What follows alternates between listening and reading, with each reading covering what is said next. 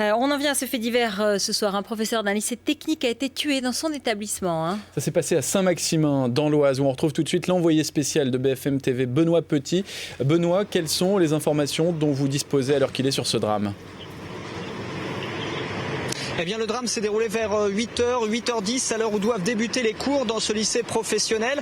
La victime, un professeur de mécanique âgé d'environ 35 ans, se dirige vers l'atelier où il doit donner cours. Il y a à cet instant, dans l'établissement, dehors, encore beaucoup d'élèves. Et il y a surtout un homme venu de l'extérieur de l'établissement, complètement étranger à ce lycée, qui pénètre dans l'établissement, qui s'approche du professeur. Et là, un différend éclate entre les deux hommes. Comme nous l'explique Brian, c'est un élève, il a assisté à toute la scène. Au début, c'était un combat corps à corps, quoi. Et ensuite, l'agresseur, il a vu qu'il se faisait maîtriser. Il a sorti le couteau et il a poignardé le professeur. Combien de coups? 5 ou 6. À partir de là, le professeur, il s'effondre? Il s'effondre, il crie. Donc tout le lycée arrive et court vers l'agresseur. Ça a duré peut-être 3-4 minutes. Temps de poignarder le professeur et s'enfuir en courant à la voiture qui était garée un peu plus loin dans la zone.